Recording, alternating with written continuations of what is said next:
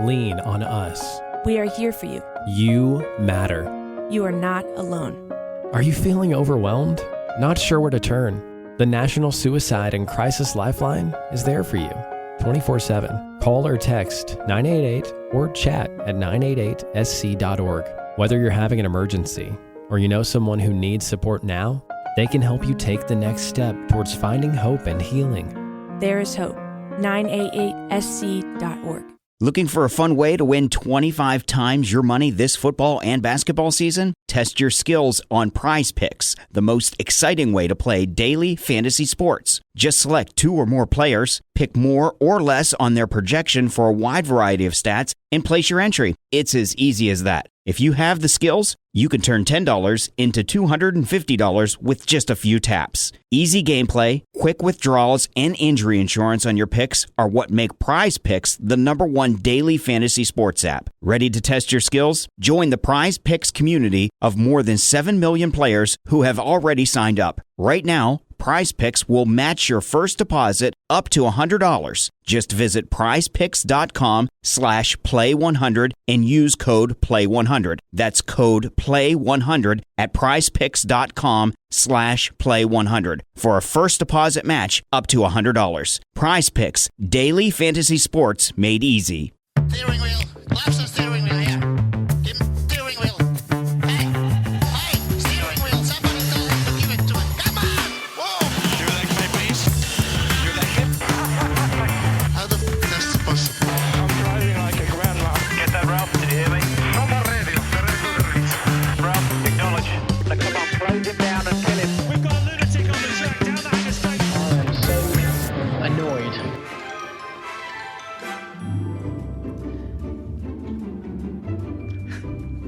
Hello, welcome back to the Parc Fermé for podcast number 723, or what I'm calling the F1 Test Review.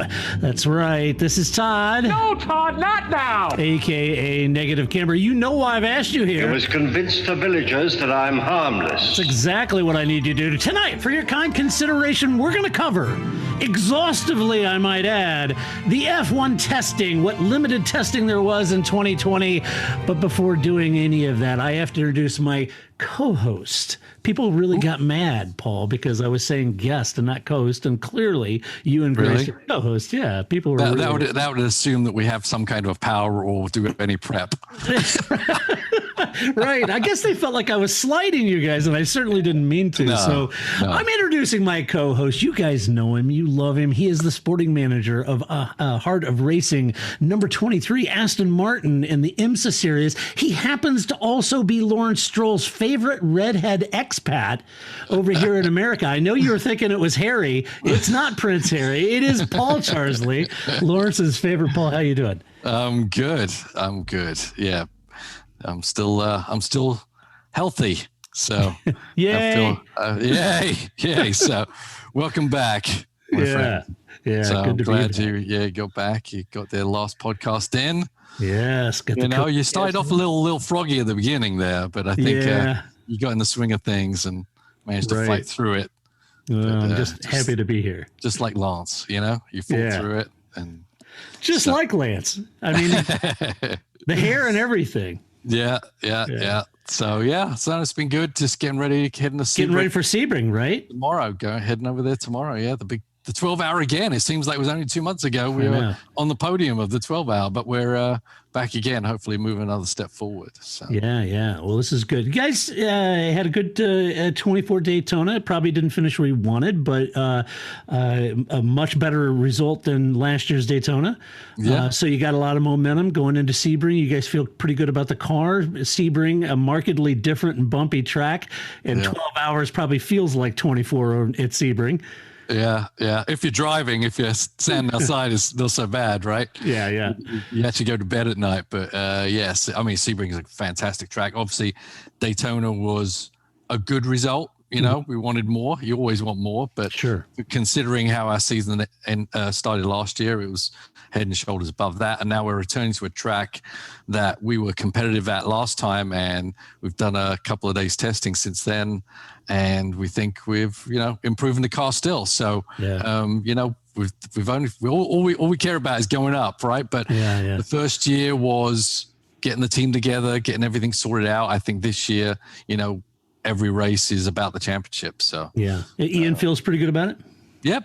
Ian feels good. The team, said we made progress with some testing and changed some things around. Obviously, GTD, you can't add a lot of upgrades like we are seeing in the F1 testing stuff, but there's parameters you have to fight through to try and get the best balance of the car, top speed versus handling, how the dampers work, and obviously at Sebring, that's essential. That's because important. Of how bumpy that track is. So feeling pretty good.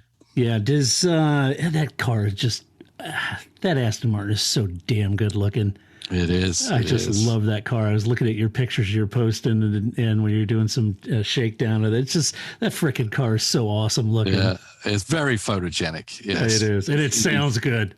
It's great to be part of that program because it's different. We're the only Aston in the series now. We had another car come over for the 24, but we're the only one representing. So it's good. Good stuff. That's very good. Well, excellent. I'm excited to watch Sebring. So if you folks are out there listening, make sure you watch Sebring, number 23, the only Aston in the field. That's the team that Paul's with, and got some great drivers, got some great leadership at Ian James, and just fantastic to watch that operation. So be sure to tune in for that. Paul, we got a lot of testing to cover. Let's just jump into it. The first thing I do want to talk about up front, some of the key changes around 2021 versus 2020. Now, the delay in regulation changes and the new wheel sizes that are coming meant that this year's car was really simply an evolution of last year's chassis, except for the aforementioned Aston Martin, who showed up with a brand new chassis all around. The reduction of the floor size towards the rear. So if you look just ahead of the rear tires, that floor, that flat plane has been narrowed.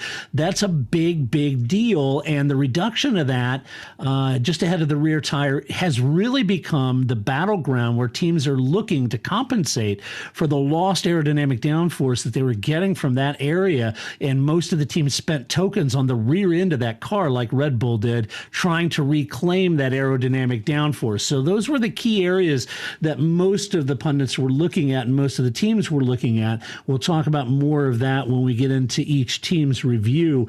The track, of course, Bahrain, host to 2 races late in 2020, also host to the first test, and also host to the first race in 2021. Suffice it to say, Bahrain's had a butt full of Formula One in just the last couple of months.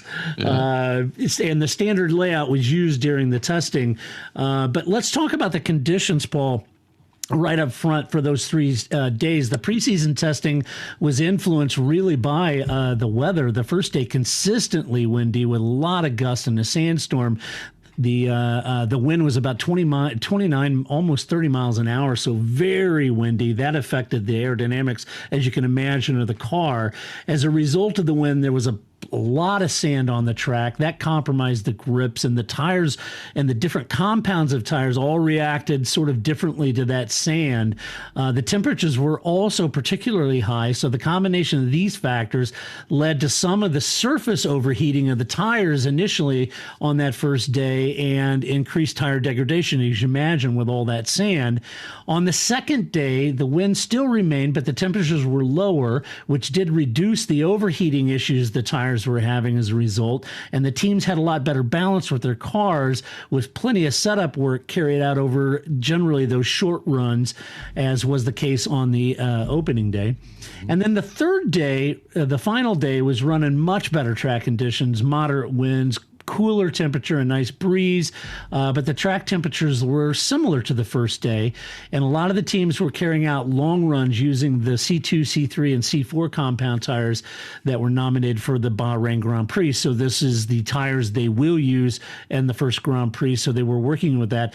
But as you look back, Paul, the first day, pretty brutal weather conditions with all that sand and low visibility. Yeah, it's tough. I mean, you looked at how each day was radically different. I guess ideally, if you're a team, that was probably the progression in the weather you'd want, because I know it's a compressed testing schedule, 3 days, but the first day is still, first day at school, right? Yeah. So you're never going to get at the point where you're trying to put lap time down. You're really going through systems. You're learning the new car. Certainly on some teams, some of the cars are a lot more different than others. The new engines, you're going through those procedures just to look for reliability and, any little thing that's going to go wrong. So I think ideally it wasn't that bad for them, but to gain anything from that first day didn't really mean much, apart from making sure the cars are out there, they weren't blowing up engines and things weren't falling off them, right? Get the new drivers acclimatized with the car. So, the progression actually kind of worked out for them, especially the second day was good, nice, productive weather pattern, etc.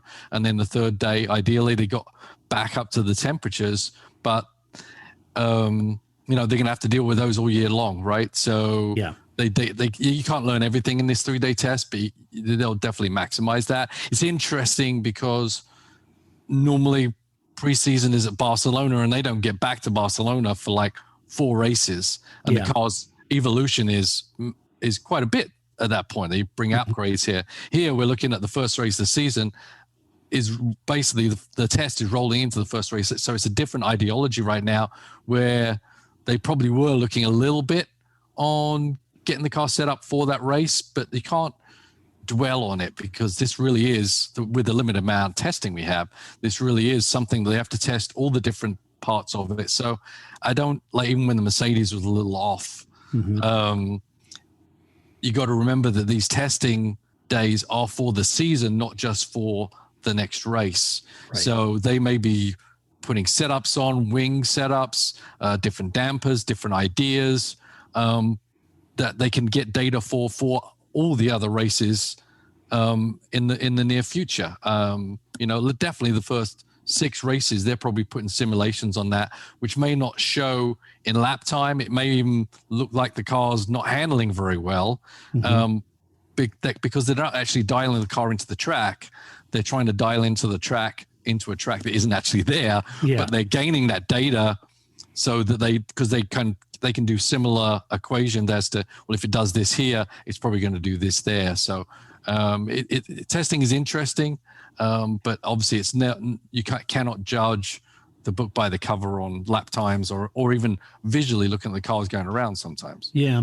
And if you're slightly newer to Formula One, you may have heard them talk about their program and their testing, and some of the drivers say, we got the program done. Paul, very much the same in your series with the 23 Aston Martin. You guys go to these shakedowns, you go to these tests with a clear, defined program of what you're trying to develop. You're trying to develop multiple elements of that Aston Martin, even as a sports car.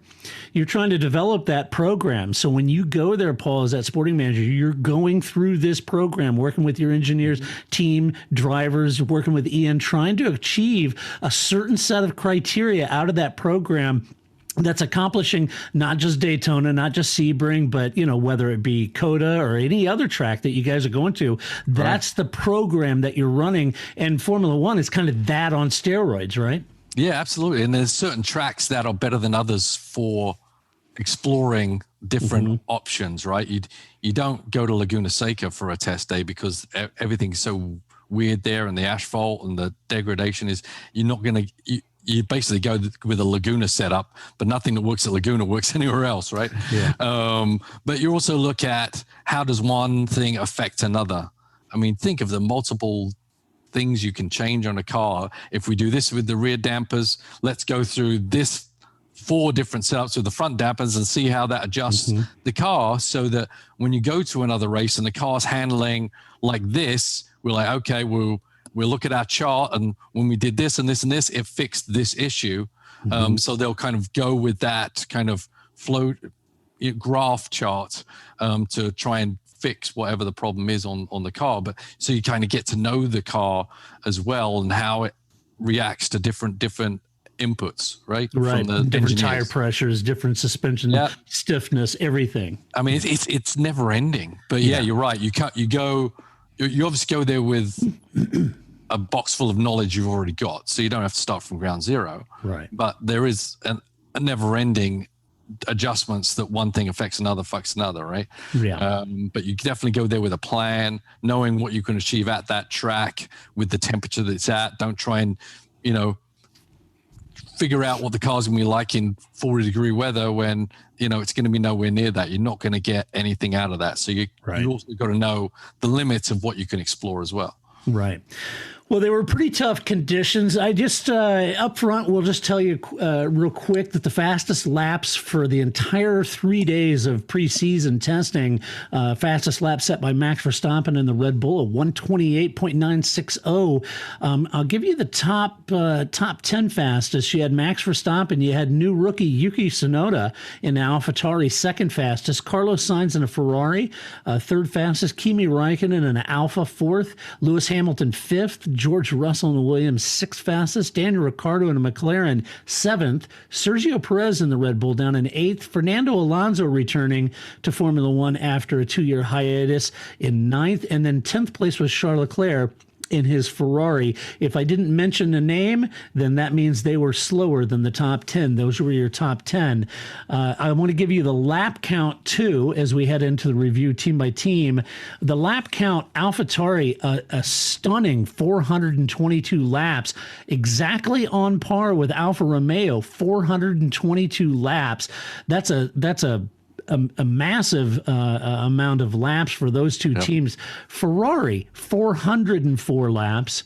The Alpine, 396. Haas, 394 laps. Williams, 373 laps. Red Bull, only 369 laps. McLaren, 327 laps. The Aston Martin, 314. Mercedes, last, 304 laps. This created a lot of controversy. A lot of press has been written about Mercedes. Are they on their back foot? We'll get into that when we get to Mercedes. The lap count by drivers, Pierre Gasly, the most laps of anyone, 237, followed by Kimi Räikkönen, and then Nikita Mazepin at 213. Had 213 laps, a lot of laps by everyone. Yeah, the bottom of that order is the most significant one, right? Vettel with 117. Yeah, only 117 laps for Sebastian Vettel and the Aston Martin team, and we'll get into that. Not a great start for Seb. If you were looking to go to a new team, everybody's excited. Sebastian gets over there, 117 laps. We'll get into that when we cover it. But those are the lap counts. I thought those were interesting as well. But the total, when you get to testing, one of the things that I look at, and certainly the teams and press and everyone else looks at, is certainly total mileage. You're trying to get that reliability really hammered in. And Paul, when we talked about the program you're running, certainly that program means mileage, coming in, putting in those tests, those laps to really vet all the componentry, all the changes you've made. It's important to run that. Now, a team like Mercedes, as massive as they are, they would have wanted to do more laps, surely, but is 304 an anemic count? Well, it's nearly 120 less than AlphaTauri, Alfa Romeo, but this isn't Mercedes' first rodeo, right?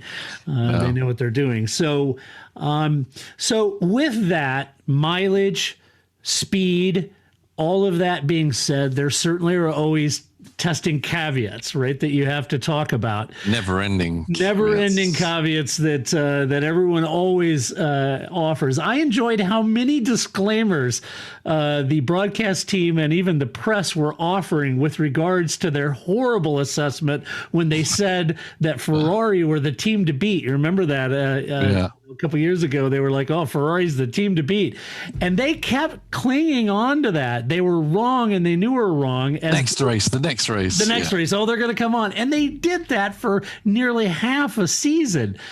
I enjoyed that because you and I said, when even before the season start, the press were all talking about Ferrari's a team to beat, and you and I were like, I don't think so. I don't think that's right. And I think they had Haas in second as well. But it was kind of like, come on, man. The disclaimers are getting longer than the end of a medicine commercial on TV. I know. Do not talk Happy Fun Ball. Right.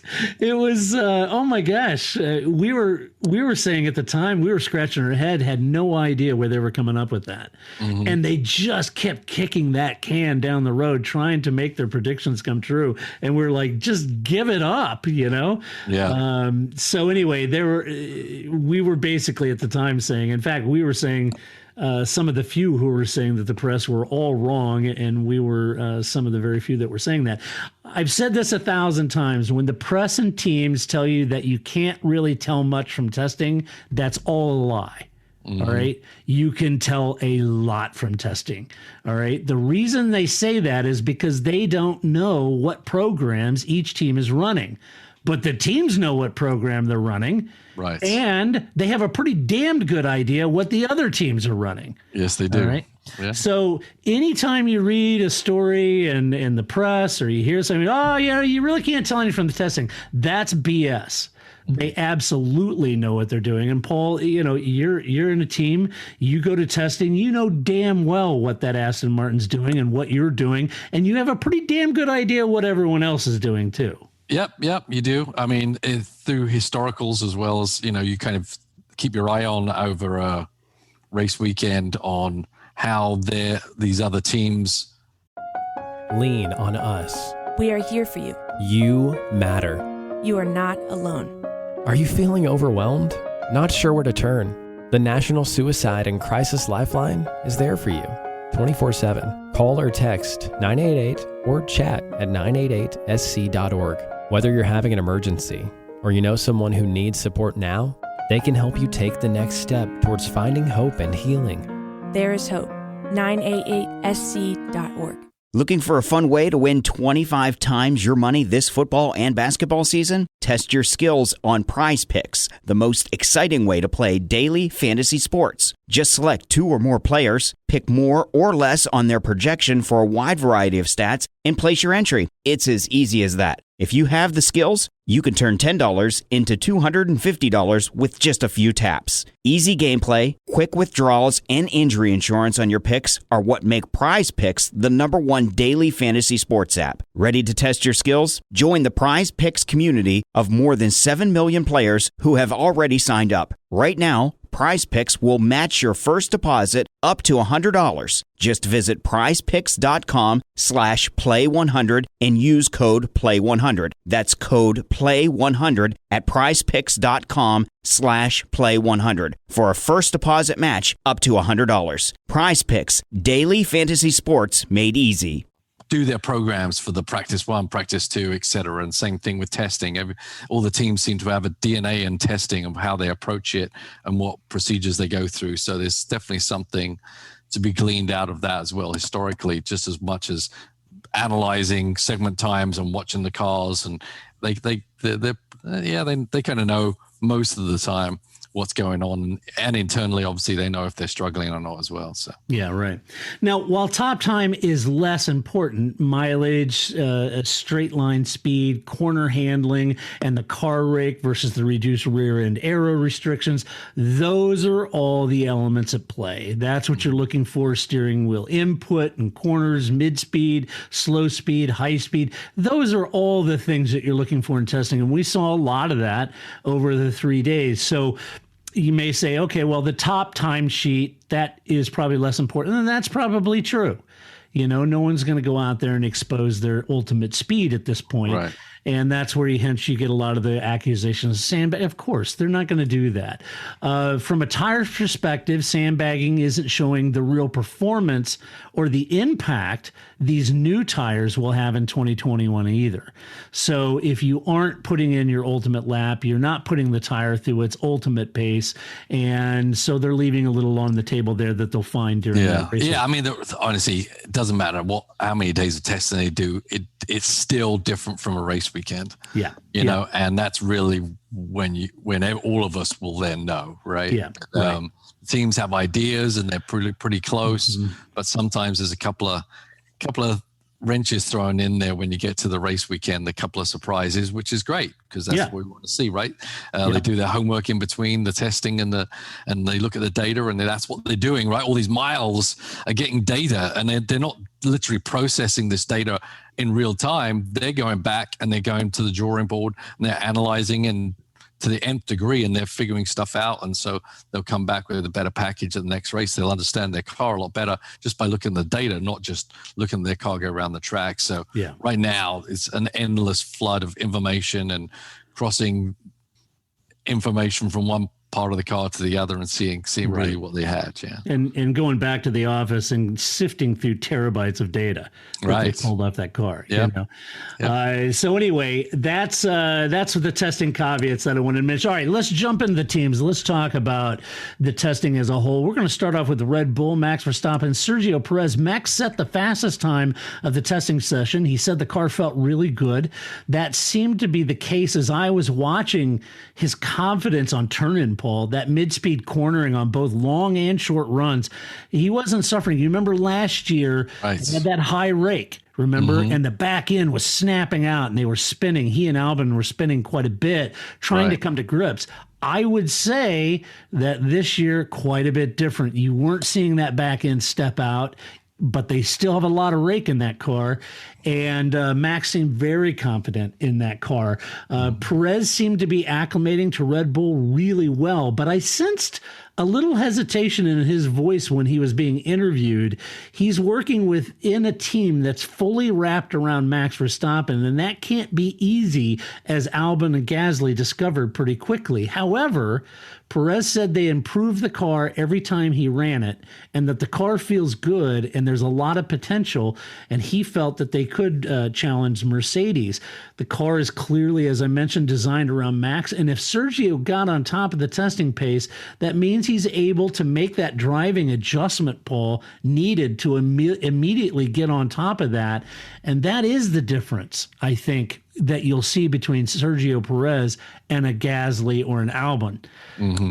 Sergio is going to come in. He's going to figure that car out. He's going to change his driving style to match that. And I think I saw a little bit of that in testing.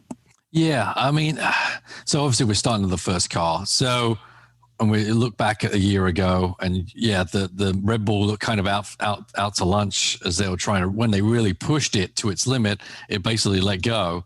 But because these cars are evolution, we know how strong the Red Bull was at the end of the year. It's an evolution from there right now. And Newey and the rest of the gang there really developed that car very well during the year. And now they're kind of starting off in a really good, solid place. The rules necessitated changing the car to some degree, but the DNA of that car that they had at the end of the year is still there, and that was an awfully strong car. Depending on how adventurous each team went, depended on, how much was this simply adding on to what they knew about the car, or really trying to understand what is, they changed so many things, it's a completely new car. You got difference between Haas and, the Aston Martin team, very different what they had to go through. So I think the Red Bull was in a very good place at the end of the year, and it's starting off in a good place now.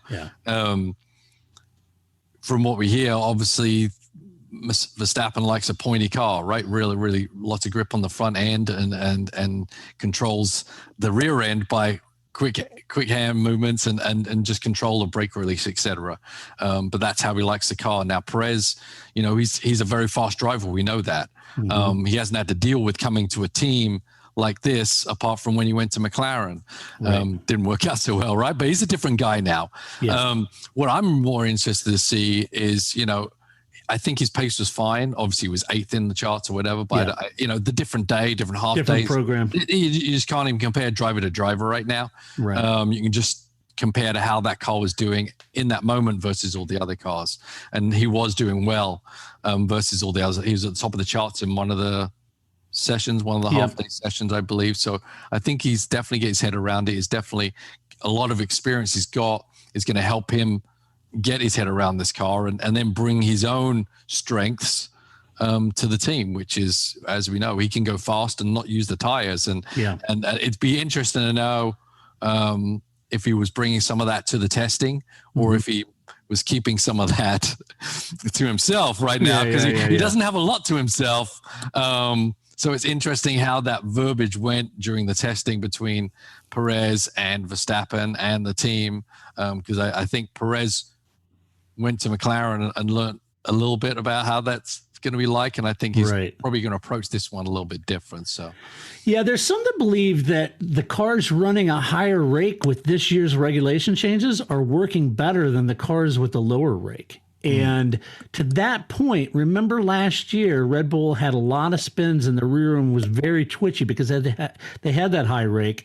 But they kind of solved that issue towards the end of the season, and they won the last race at Abu Dhabi. And to your point, now they've just evolved that even into this regulation, and they seem to have got on top of that. Also, important to note that Red Bull's last engine, so this will be the last iteration of the Honda engine during this season, that last engine they're getting for this seemed very effective during the testing.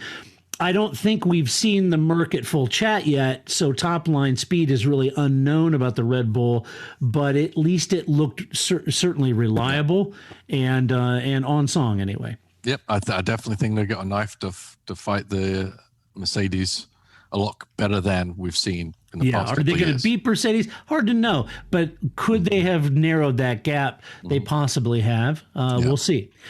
So Perez looked good. Max looked terrific. Red Bull looked great. Looks like they ran their full program. Got a lot of mileage in that car. Looks like it's very stable. You can turn in. I was looking at a lot of the onboards. Not a lot of seesawing or anything like that. Certainly, we didn't see that. Yeah, and that just shows you complete confidence.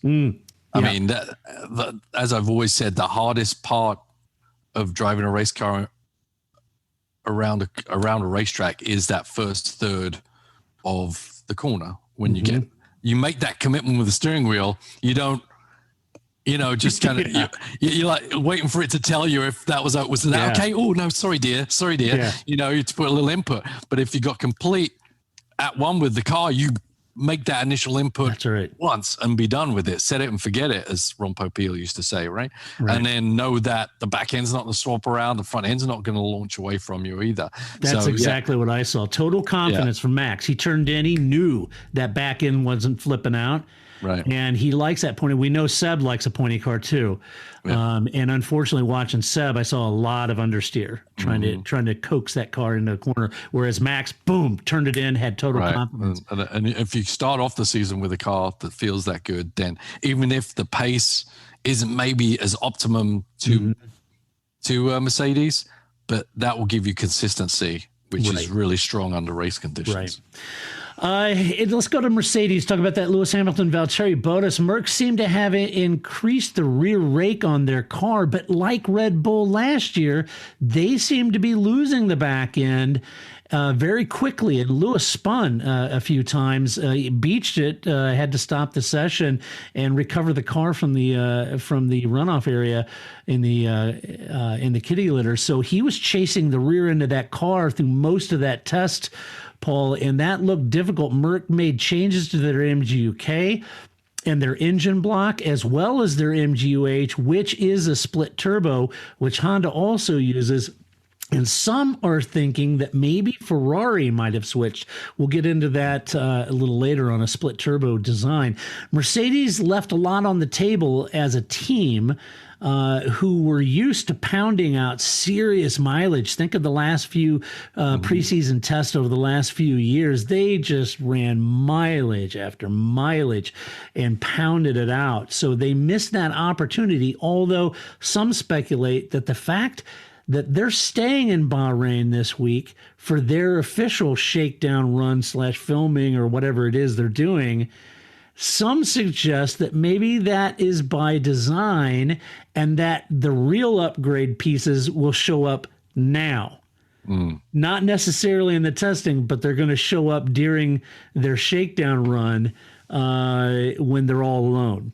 So keep an eye on that in the press, and we'll see if we see a whole bunch of different bits and bobbles this week. Which we saw, because I was talking about historical testing, right? That's something they did before. They came out with a car with nothing on it, and then the second Right. testing schedule. They came out with everything. Right. Completely different car. And they're very crafty people over there. That's a hell of an operation over there. Yeah. They know what they're doing. Look, there's no part of me that believes Mercedes has lost the plot. And if they wanted to, let's be realistic, this team could just bring an entirely new car to the first race. All right. They have that ability to develop unlike anyone else. Mm-hmm. So I'm not ruling Mercedes out. Could the gap have narrowed? Possibly. And let me just go on the record. I hope it has. I hope Red Bull has closed that gap. And I hope it's a hammer and tong fight for the entire season between Max and Lewis. I would love to see that. But this is Mercedes. And if they struggled in testing, they will get on top of this. They'll figure it out. They have the premium lump on the grid. We know that. And so while everyone is dancing about on their grave, singing hallelujah, I am not doing that. All right. No. This is Mercedes. They will sort it out. And there's a part of me that wonders if they're crying total wolf at this point.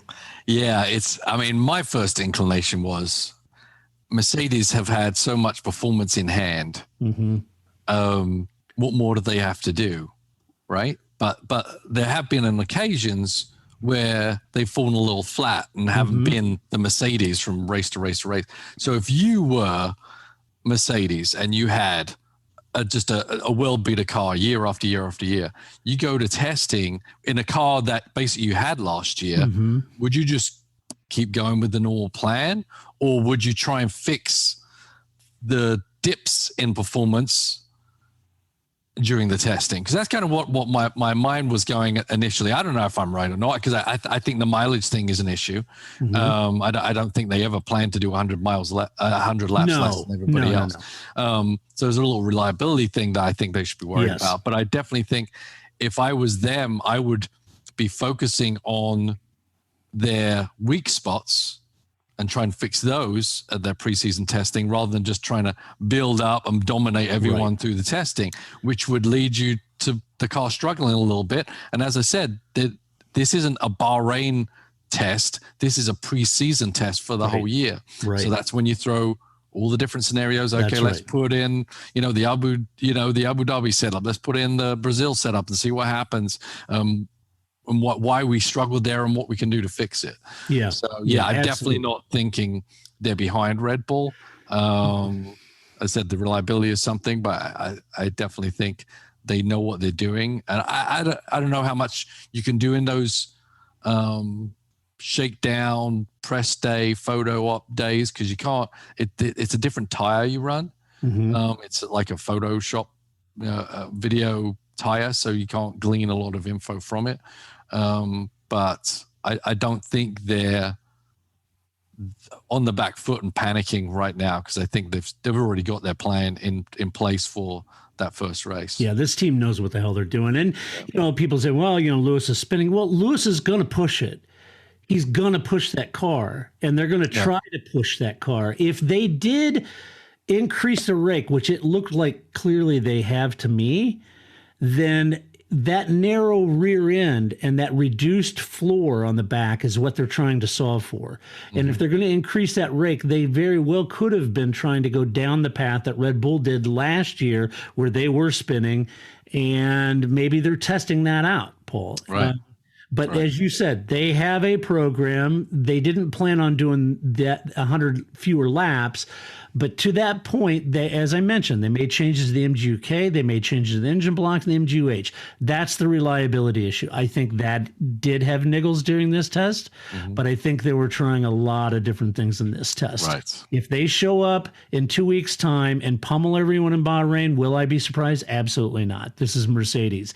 If they show up and Red Bull takes the fight to them, I'd be elated. Don't get me wrong. But we'll find out. Don't drive a nail in Mercedes coffin yet. This is Mercedes. Yeah. Let's talk about McLaren.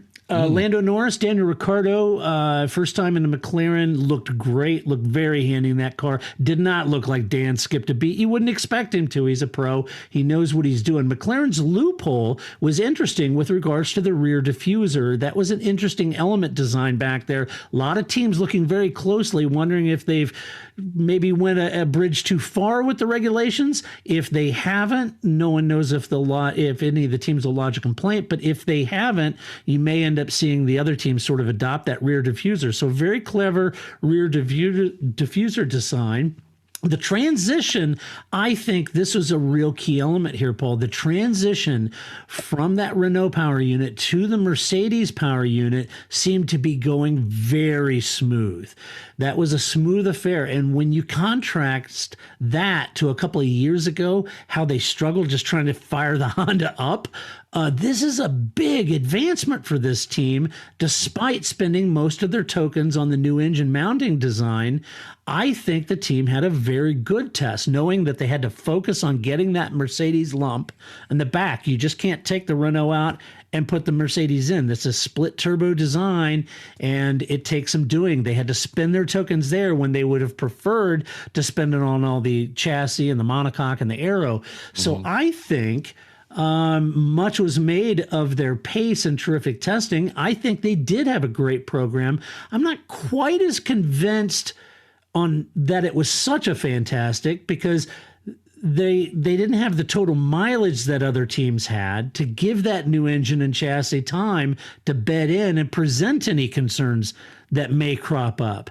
There's a part of me that thinks they weren't issue free, and I'm thinking they would want to know what the issues were with that new Mercedes, and they probably were hoping that if there were issues, they'd present itself. So while I think it was a great test for them, I'm not downgrading the team because they did have a good test. I just hope that the season starts out on pace without any major issues, because nothing really cropped up. And that has me a little concerned, right? Grace is getting nervous. Yeah, exactly. So, yeah, I think they had a tremendous test. I mean, you come in, it's not just that they're trying to adapt an engine to a car they'd already designed. Not easy to do, right? No, I mean, not at although all. Braun did a pretty good job of it back with that Honda Mercedes swap, right? Yes. So maybe the Mercedes is an easy install. I don't know, but I was mightily impressed by the reliability, how many laps they did. I mean, I know maybe their lap count was down. Where were they, about in the middle or something? Or yeah, they're pretty far down there, I guess, on their laps. But that's the only thing that concerns me: the total mileage that didn't. I guess give that I don't car. remember why they were doing less laps. Did they have an issue that I've forgotten about? Did they have a technical issue that took them out for a while, or they were just literally not doing that many laps? Yeah, no. So, but they said they ran their program, so right. You know, I think they were actually probably Lean on us. We are here for you. You matter. You are not alone. Are you feeling overwhelmed? Not sure where to turn? The National Suicide and Crisis Lifeline is there for you 24/7. Call or text 988 or chat at 988sc.org. Whether you're having an emergency or you know someone who needs support now, they can help you take the next step towards finding hope and healing. There is hope. 988sc.org. Looking for a fun way to win 25 times your money this football and basketball season? Test your skills on Prize Picks, the most exciting way to play daily fantasy sports. Just select 2 or more players, pick more or less on their projection for a wide variety of stats, and place your entry. It's as easy as that. If you have the skills, you can turn $10 into $250 with just a few taps. Easy gameplay, quick withdrawals, and injury insurance on your picks are what make Prize Picks the #1 daily fantasy sports app. Ready to test your skills? Join the Prize Picks community of more than 7 million players who have already signed up. Right now, Prize Picks will match your first deposit up to $100. Just visit prizepicks.com/play100 and use code PLAY100. That's code PLAY100 at prizepicks.com/play100 for a first deposit match up to $100. Prize Picks, daily fantasy sports made easy. ahead of where they thought they would be because of all the problems you can have with that kind of change in the car. Right. because it's not just the engine, it's how it makes the gearboxes, how it fits in the car, and how much air the car needs versus the Renault engine they had, etc. There's so many different factors, and to come and hit the ground running and keep running, right? I thought it was really impressive. I mean, they should be just as happy as Red Bull going home, because that I think they did probably more laps than they thought they would, just perceiving that we're going to have some issues and we're going to have to deal with. So maybe they ran out of a program, they ran out of bits to try. I don't know. It's hard to believe that on a race car that you run out of things to try. But I think McLaren looked really strong, and I was very impressed by the reliability of the engine swap, and how not just that it was reliable, but the car had pace with the reliability. So, I mean, there's all kinds of things that can go wrong, as we saw with their Honda install. And so, I think all of them got to feel pretty chuffed. They did a really good job. Yeah, I think so too. Car. And the thing I walk out of this thinking, this is a great test. That means they got on top of getting that Mercedes in the back of that car. Their development token spend was correct. They got that engine working, didn't have a lot of issues that other Mercedes Powers teams had. And because of that, like Aston Martin had lump issues, turbo boost issues, and that kind of thing. So I think you got to come out of it thinking, wow, I feel like McLaren could be poised best of the rest, and I think they're right there or thereabouts. So I think this proved it. They could have made a misstep with that Mercedes engine and lost ground, but I don't feel like they did. Right, which is a major step forward. Huge step. Right. Let's talk about Alpine. Fernando Alonso, Esteban Ocon. The move of some of the radiators upwards meant that the air box was very bulbous. It was much larger than the other. It's got a huge head. It's got new. Look at this. Look at the size of that noggin on that. Yeah, right. Yeah. It's like Sputnik. So they had this huge air box, and it reminded me of the old Ligier, right? The teapot. Yeah, the teapot. Love car, that car. Right? Yeah. I did too. Yeah. So anyway, much larger. But here's the thing: moving those radiators up means a bigger air box, right? But it slims down the side pods, and it lets them get that waist much more narrow. And as the air at the top, that's a less important. There's not a lot you're doing with that air up there, but it allows them to control that airflow low around that chassis. That's where you want to control it. Alpine says that's exactly kind of what they've achieved. They feel like the offset of the drag with that larger airbox up front allows them to control that air, and they felt like the offset was justified in doing that. So that's why that looks a little more bulbous up top. Yeah, it's interesting because, I mean, with a car, in general, all you're trying to do is get in the way down also. So I'm sure, the benefit that they've gained from the aero is obviously outweighing not the center just of gravity. Not just the mass, the aerodynamics, but also the center of gravity being raised there somehow. So, and we know aerodynamics is king. That's the biggest gain you're going to make in performance on anything. Yeah, that's exactly right. So in that sense, aerodynamics come in at any speed. That's Jackie. That's yeah.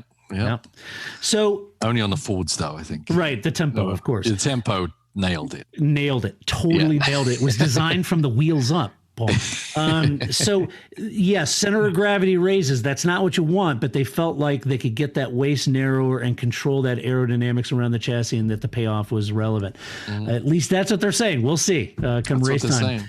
Despite having titanium plates in his upper jaw, Fernando Alonso looked completely on pace and right at home, despite having gone 2 seasons out of Formula One. That was cool to see. I have to admit, Alonso got in there, boom, on it, right? Yeah. On pace, doing the whole program, looked great. Didn't look to be struggling with the fractured jaw that he had. I thought that looked great. The team put in a lot of laps, which bodes well for reliability, and the pace seemed to be on par with Ferrari, thereabouts. I'm not sure they've made any significant gains over last year's Renault performance. And the reason probably is this is a 3-year-old chassis. This is the 2019 chassis that's revolving. So they didn't, they made this big change with the radiators. I think that's a good move considering they're working with an older chassis, Paul. So I don't know. I think they'll be there stuck in the midfield battling it out, maybe with Ferrari. Who knows? Yeah, I would agree. I don't think they dropped anything. I don't think they gained anything. It is going to be interesting to see how this evolves.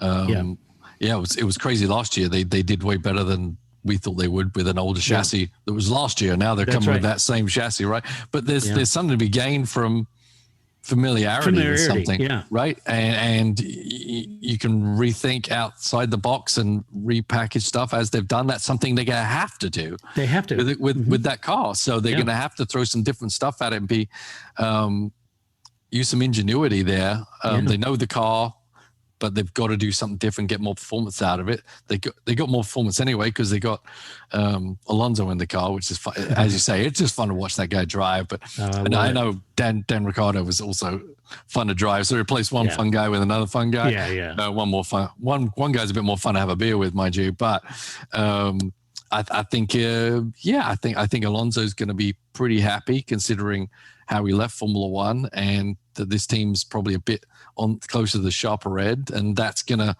instigate a bit more pace and effort out of him anyway. So it's going to be an interesting team to see how they evolve. Once again, it's just one track right now, and we know that car kind of ebbed and flowed a little bit depending on the track last year. So I think there may be a couple of races that it's a bit more sharper, should we say. Yeah. I love the blue.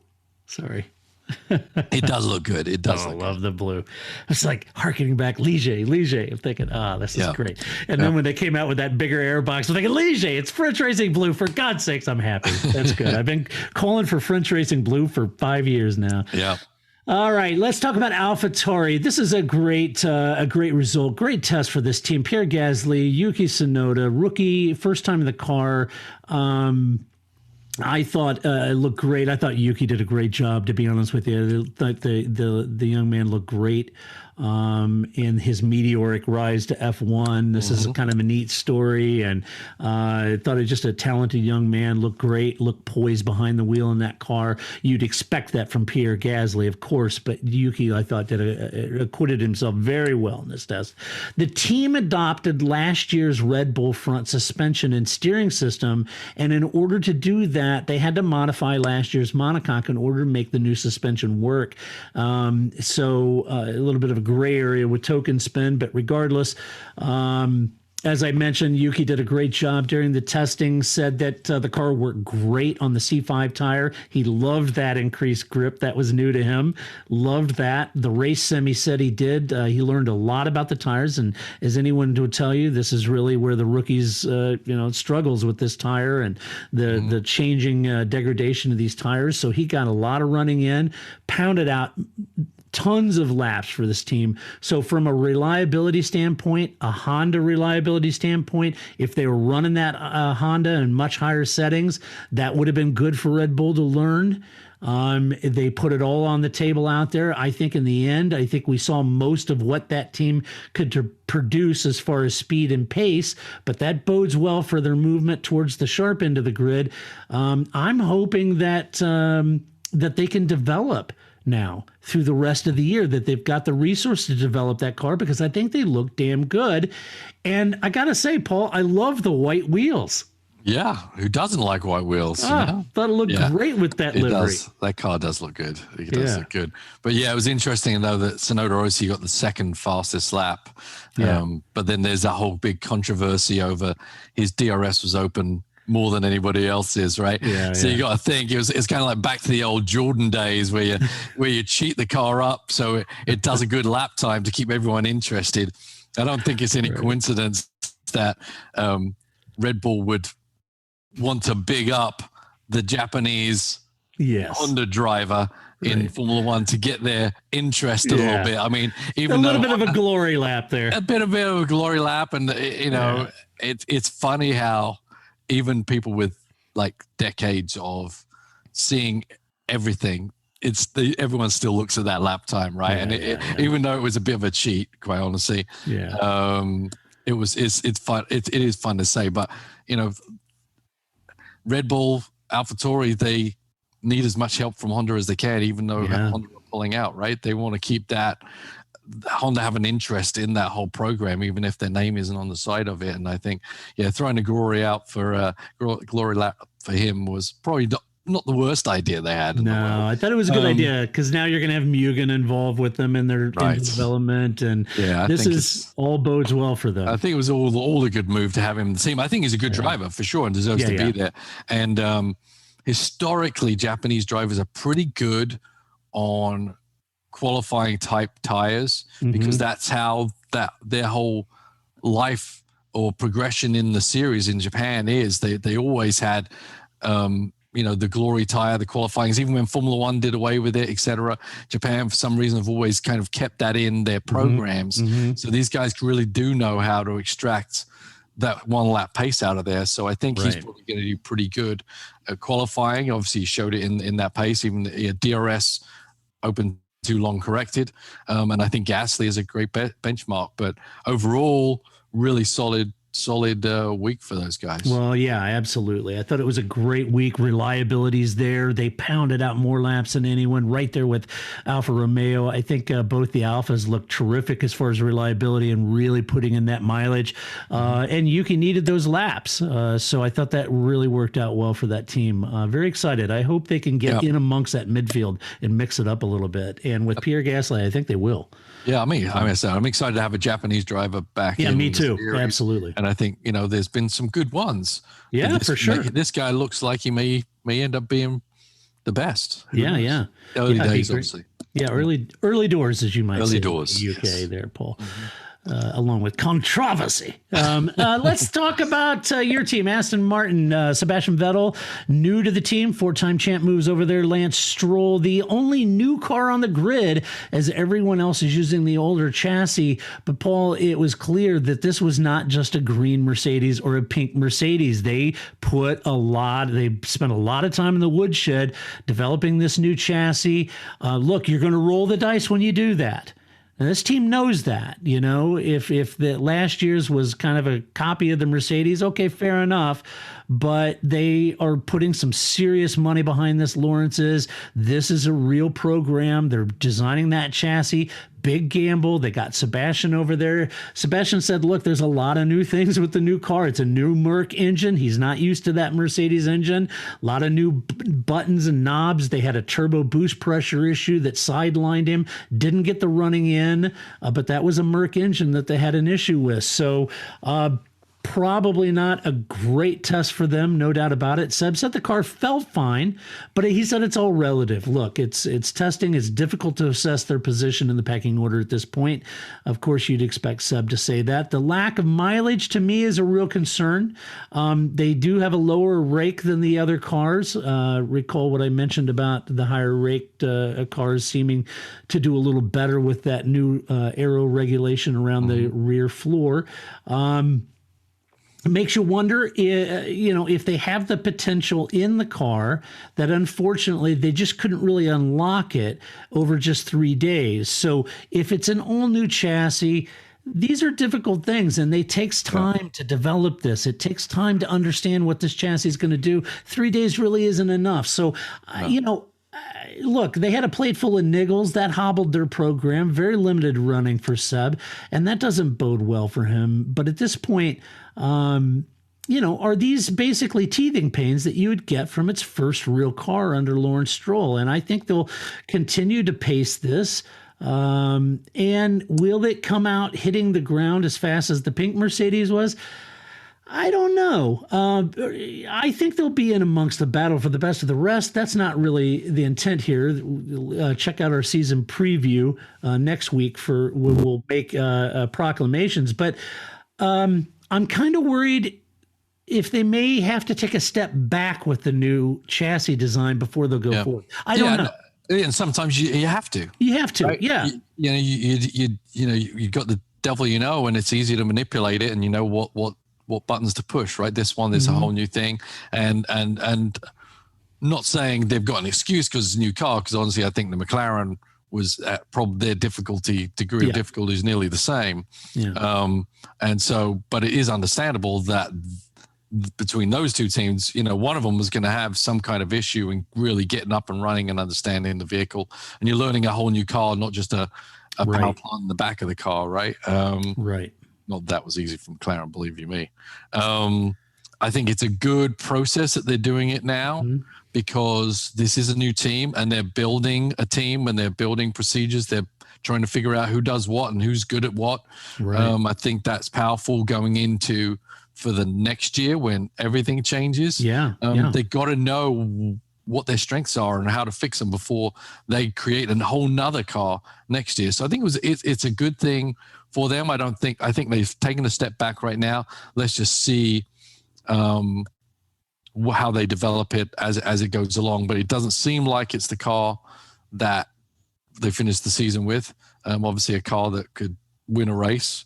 But yeah, you have to take steps back and I've got no doubt that Vettel can, get the car there if he gets the chance, but it's early times for this team. Right. And Paul, spare a thought for Lawrence because, trying to, taking over Aston Martin, trying to create this program, if you really think about it, he spent a lot of time and resources on what effectively is a one-off chassis here. Right.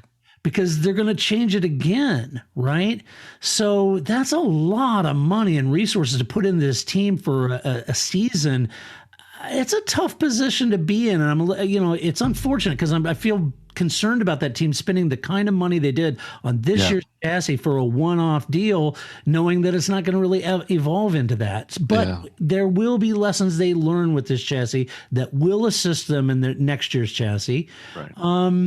I think these are teething pains for a guy that's serious about building a good racing program. Yeah, I mean, it's a good idea to do what they're doing. It is a tough thing to discard a car that, was pretty much, third best car on the grid half the time, right? That's right. So it is hard to do, but I think because it is, as you said, it's a real program. It's an Aston Martin program now. It's not just Aston Martin on the engine cowling, right? It's an Aston Martin program, and which means they have to plan and look ahead for the future and see what's best for not just this year, but next year, the year after that. And I think that's kind of what the thought process was. And I think, as I said, they're going to learn some lessons, learn how they go about building a car, designing a car, and learn those lessons so that when they do hit the ground next year, they'll be in a much better, stronger place with a lot more data to make the right decisions from. Yeah, and I don't want to take the piss out of them because I think, look, I love the British Racing Green. I love the badge. I love Aston Martin having its own program. If they take a step back, I've got a lot of time for this team. I got a lot of patience with what they're trying to develop and build. You might think, well, they dumped Perez and they brought Vettel in. Well, look, if you're building an all-new racing program, having a 4-time champ walking you through that program, walking Lance to that, I've got more of a long view of what they're trying to achieve here, and I don't want to throw the baby out with the bathwater on 2021. From that perspective. Let's move to Alfa Romeo. Straight up front, you have to admit that Alfa put in serious mileage as no one had more than they did, and that bodes well for both Ferrari and Alfa Romeo. Lots of mileage under that car. Kimi put in a fantastic effort in testing, as did Antonio. Little doubt that whatever testing program that team had in mind, they certainly completed that program and probably a lot more, right? Yeah. Probably doing a lot of heavy lifting that Ferrari wanted them to do with that new engine and new program. Alfa spent their tokens on a new nose, and with a better Ferrari lump, you would have to say that they should feel better than last year and what they were doing last year. I doubt they'll be troubling the front runners, but I think it bodes well for the program heading into 2021 with the amount of testing and program they did and the reliability they got out of that Ferrari. Yeah, I think that's the key is the Ferrari engine, right? Yeah. Obviously, they're ahead of the actual Ferrari team here on your list. So yeah, right. that's something. The team, could be mediocre most of the time last year, and so getting all those miles in is, you're dialing, it's a chassis, but there's some things they never got their head around, they didn't get right. So getting all those miles in is really going to help them. Kimi doesn't like testing, as I read in his book. But And he did a lot of it. Yeah. So he did a lot of it. And those two guys coming back helps. So hope they, if they get all their sums right, they should have made progress here. It's hard to tell with this team, but as I said, they kind of, you didn't even notice they were there half the time last year. And I think that's something they definitely needed to address in outright pace. So Kimi put a good lap down there near the end. Where was he? 5th or 6th? I can't remember. Right. So that's good. It doesn't, as I say, it's not representative, but it's still good to do that. So we'll see. But the Ferrari engine reliability is a big thing, and they're saying it's better. Hopefully it is, because it really needs to be. So yeah. Well, hopefully, I'm hoping this will get them in the midfield fighting, and not at the back of the grid. We'll see. But and as you say, it's key for Ferrari to have the Alpha team on the ground right now. Absolutely. The Ferrari team can go in one direction, they can go in a whole nother direction in developing that engine, because obviously they had to change a lot to try and gain some of that pace back. So Alpha are very important to Ferrari right now. Yeah, very. Let's talk about Ferrari. Charles Leclerc, Carlos Sainz in the other seat. The team were keen to tell the world that they haven't upgraded to what many are speculating could be a split turbo power unit. And they said that this has solved their straight line speed issue. They don't feel like they'll have quite the deficit they had last year. This may be the case that it could be a split turbo. However, the lack of changes to the Haas chassis might suggest that maybe it's not a split turbo, as the installation to be quite different than the old design. So I don't know what they've done with that new engine. It'll be interesting to see. However, we do know that both Ferrari and Alfa Romeo put in a lot of mileage. So if there were reliability issues, I think we would have started to see that. That bodes really well for Ferrari. I'd be lying if I said it didn't look as if they've progressed from last year's. I do believe they have, and they put in a lot of mileage. That bodes well. Is this a move forward? I think it is.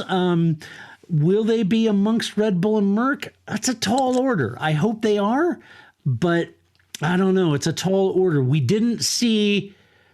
Looking for a fun way to win 25 times your money this football and basketball season? Test your skills on Prize Picks, the most exciting way to play daily fantasy sports. Just select 2 or more players, pick more or less on their projection for a wide variety of stats, and place your entry. It's as easy as that. If you have the skills, you can turn $10 into $250 with just a few taps. Easy gameplay, quick withdrawals, and injury insurance on your picks are what make Prize Picks the #1 daily fantasy sports app. Ready to test your skills? Join the Prize Picks community of more than 7 million players who have already signed up. Right now, Prize Picks will match your first deposit up to $100. Just visit prizepicks.com/play100 and use code play100. That's code play100 at prizepicks.com/play100 for a first deposit match up to $100. Prize Picks, daily fantasy sports made easy. Lucky Land Casino, asking people, what's the weirdest place you've gotten lucky? Lucky? In line at the deli, I guess? Aha, in my dentist's office. More than once, actually. Do I have to say? Yes, you do. In the car before my kids' PTA meeting. Really? Yes. Excuse me, what's the weirdest place you've gotten lucky? I never win and tell. Well, there you have it. You can get lucky anywhere, playing at LuckyLandSlots.com. Play for free right now. Are you feeling lucky? No purchase necessary. Void where prohibited by law. 18+. Terms and conditions apply. See website for details. That kind of pace, but then again, the sheer pace isn't the issue in testing.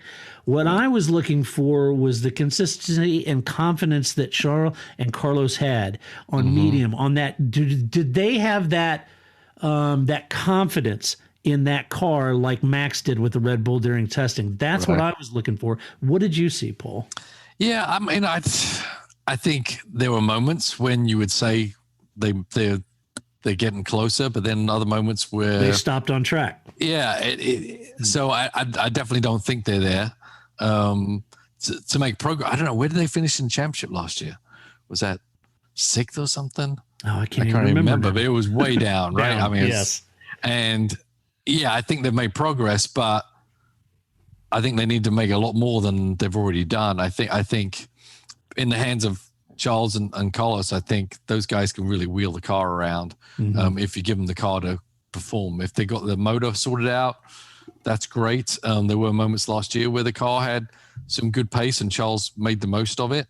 But boy, they dug themselves into a deep hole.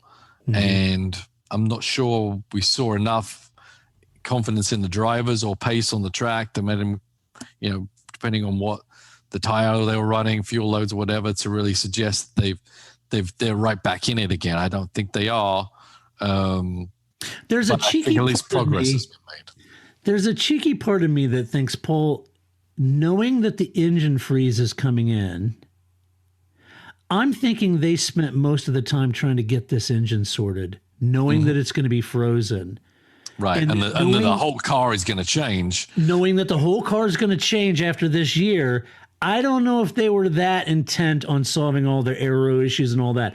I think Ferrari knew that they're going to have an engine freeze. They got to get this crap sorted out. And I would say that testing proved the reliability looked a lot better. I don't think they showed us all their legs.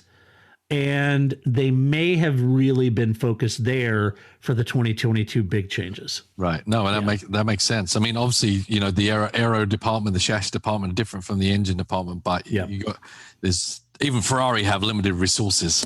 Yeah. And, you put more people on the engine program because that is something that's going to carry over for years. Yeah, until 2025. Right? Yeah, so they got to get that sorted. Yeah, and that's what I think we're seeing here. Let's talk about Williams. George Russell and Nicholas Latifi. George set the sixth fastest time and said that they weren't sandbagging. So that's maybe where they were at. They did have some good mileage though. That's good. Simon Roberts said that the team achieved what they had set out to do for the testing program. The car performed as they predicted it would. That bodes well for Williams. If they set out a program, they assume that it's going to achieve this, and it did. That's good news for Williams. I think that's good. I did think it was kind of a head scratch that they chose to run a reserve driver when you have such precious time, and arguably that guy may not drive that car again. So I'm not quite sure why he was in when you really want George and Nicholas in. I'm not sure. But anyway, the team focused on maximum downforce. Yeah, money. Yeah, you're right. It's money. It's money. Yeah, it was money. But the team focused on maximum downforce, and while the high winds really did hassle them quite a bit, what they were trying to prove out was that the car was going to work well in normal conditions. So they were focusing on that high downforce. Could it get Williams off the back of the grid? Well, we'll get into that in our predictions, but I think the testing program, pretty good for Williams all around. Yeah. It's interesting, the driver selection, as you say, using the reserve driver. We know that Nissany is never going to be a Williams Formula One driver. Right. No matter if both Russell and Latifi eat some dodgy Indian one night, right? Nissany is not the guy they're going to call. But when we talked about the day one, day two, day three scenario there, Nissany brings money. Williams is now a company, not Frank Williams garagista, right? So they're not going to give everything up for the sake of the racing. They're going to be looking at the balance of the bank accounts as well, and that guy brings help in that fashion, right? And we don't see a lot of advertising on the side of the car. And that day one, sometimes you do a test day and it's really kind of mundane stuff that you have to go through, and it's not all about performance, and you're not really looking for the driver to just get everything out of it. And I think if you're a team on a budget restriction and you've got a guy that has some money that was willing to give the money just to come drive the car for that, you can create a program where you get a lot of that stuff out of the way on that day one, which is the ideal time to do it anyway, and then look at the performance side of things when you get your real drivers in there. So there's a way of managing it. It's not a complete, desperate situation, I don't think. Nissany's been around a long time. As long as he keeps the car going, doesn't spin it, doesn't crash it, and they can go. I think it's useful. And that first day, weather-wise, was kind of dodgy anyway. It was. I mean, there's no way of them predict that, but even if the weather had been great all 3 days. Right. Day one is a different program from day 3 for sure. Yeah, exactly. Yeah, for sure. And then finally, Haas, Mick Schumacher, Nikita Mazepin. I got to be honest with you, man. I had deja vu when I looked over and saw MSC on the timing chart. Yeah, right. Mick said he wanted that, and I think it's great that he got it. It is awesome. Yeah, I think it was great. It was great to see the Schumacher name back in Formula One. Mick it seems like a terrific young man. Really challenging circumstances, the situation as dad, the expectations of the Schumacher name. Tough to do. Look, I'm excited he's there, and whether he wins 7 titles or not doesn't matter. I'm excited to see the young man in Formula One. In my mind, he should be an Alfa Romeo. Mm-hmm. And that is the biggest crime. I don't know what happened there or why, but chucking him into a Haas is going to be difficult. For Haas, it was all about pounding out the laps for 2 rookies to get their heads around this car. They did nearly 400 laps in aggregate.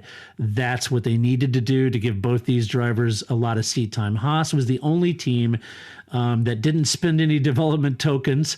So it's basically last year's car with a few modifications to achieve the regulations. They are the slowest team during testing, and that's where they are. And I think that'll be the slowest team. Can Williams overhaul them? I'm afraid they might. That's a concern. The challenge for 2020 looks to be surviving the season because Gunther said that they're not planning on a bunch of development during the year. This is kind of a throwaway year, so they've got to plunk around.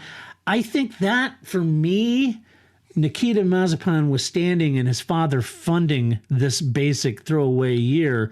The challenge for me is Mick Schumacher. And that's why it's a shame he's not in Alpha. We'll get into it more next week. But anyway, reliability, again, Honda or Ferrari, reliability, they hounded out 400 laps. That bodes well for Ferrari. That's what Ferrari wanted. And what can you say? It is Yeah, it is what it is. I mean, this team is a driver development team at this point, or a driver experience team, whichever way you want to do it. Marzipan here is helping fund that. It's hard to know how you go into that mentally, knowing that the team's saying, "Yeah, we're not going to develop the car." It's like that's tough. Yeah, it is tough for a driver to know that they're not going to be going at the same pace in development as everybody else. Yeah. But Mick Schumacher, I think Ferrari have a plan for him, and it matters how he does in the season, but if he scores points, doesn't score points, I don't think that matters. It's him getting experience. Yep. I think there's a seat open at Alpha next year. Right. I think, when you look at the bigger picture, where you start talking about putting him in the Alpha, I think Alpha, it really is really aiding Ferrari in their development. Yep. And I think that's why Kimi, still being in that car is probably really important. So I think Schumacher it's a gap year, I guess, but it's going to get him experience. He's going to go all the tracks. He's going to learn how to deal with being in F1. Going to learn how to deal with Gunther. He's not going to be under the he's going to learn some new swear words. Yeah. This is a weird team. I mean, the dynamic is so weird. Just with the 2 drivers alone. Yeah. 2 very different guys with everyone's pulling for Mick, and I'm not sure anyone's pulling for Nikita at this point, right?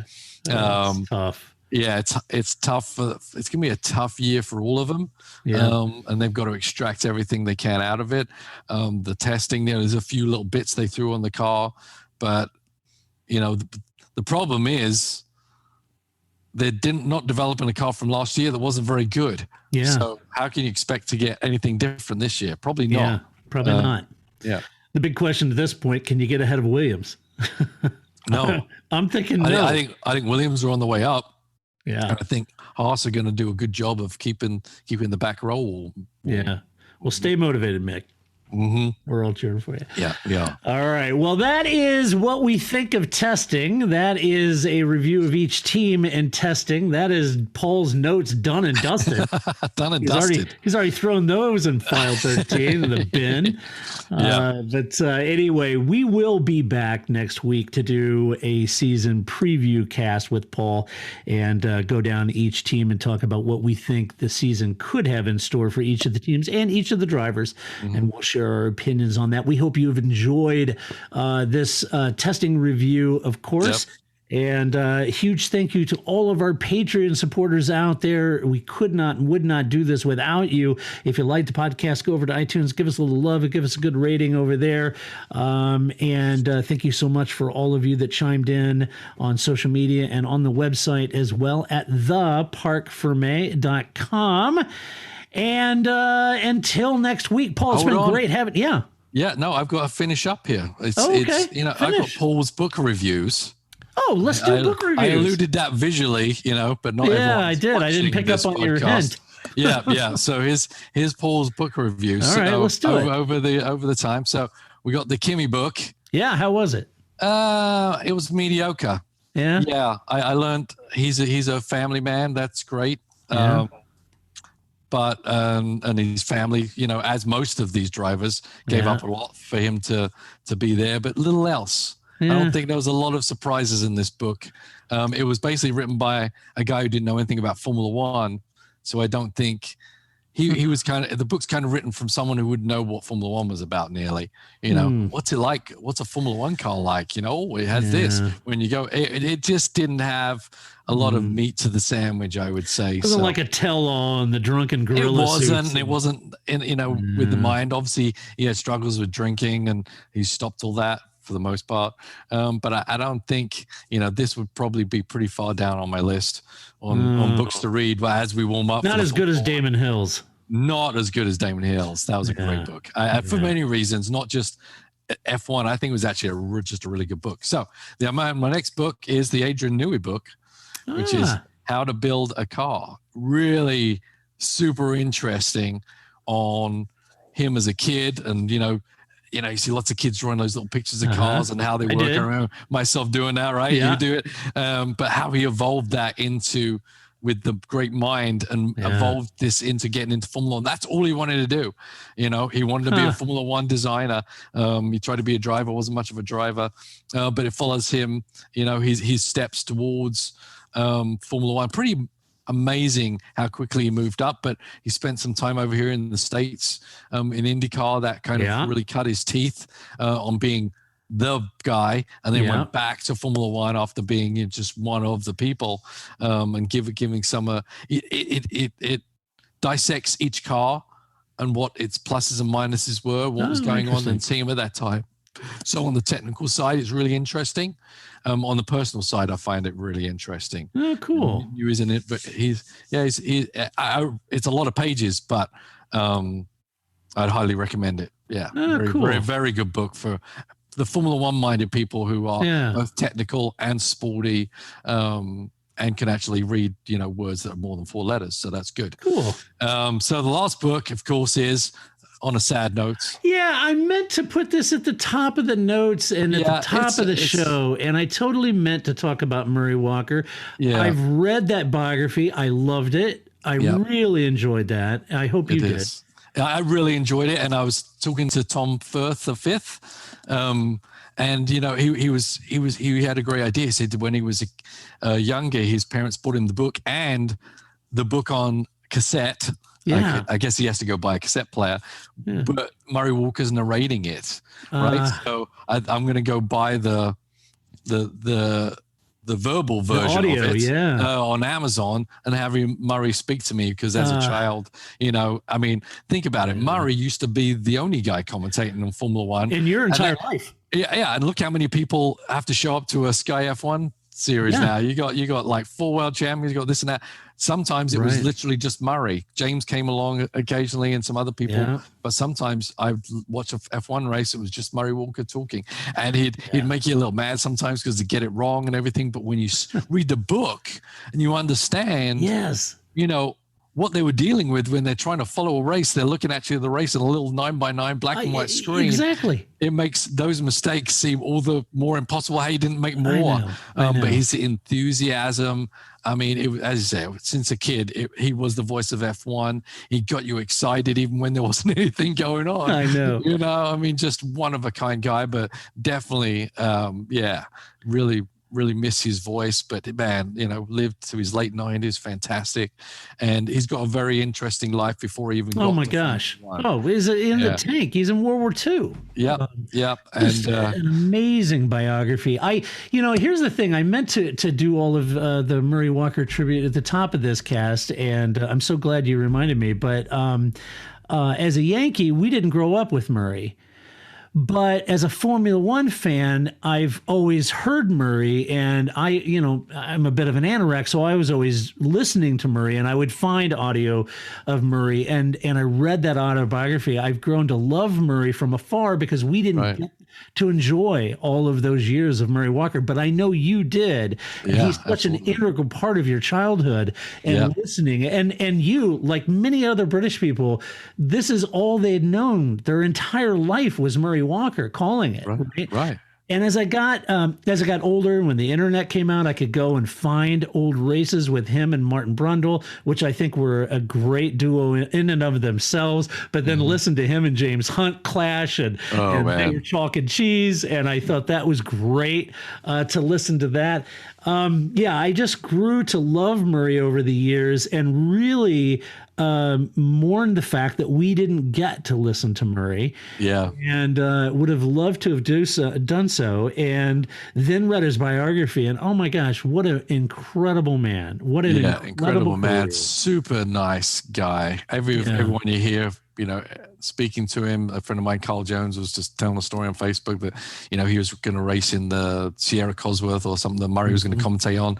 And he called Murray's house, and then Murray's wife was like, oh no, he's at a hotel, but here's the number, call Murray, he'll be good. And he said, couldn't have been nicer, and was just more than grateful for him to call and have a chat just about what was going on. And, Murray was there when Fangio was racing Formula One. I mean, this guy saw Formula One, from the beginning, nearly, from the very beginning. So he had a lot of knowledge and made a lot of friends, which is saying something, right?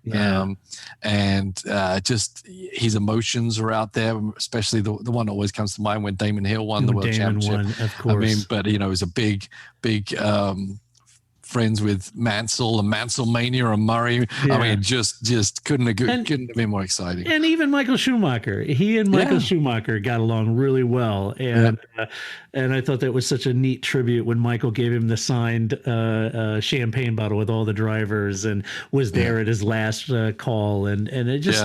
It was fantastic. What a lovable guy.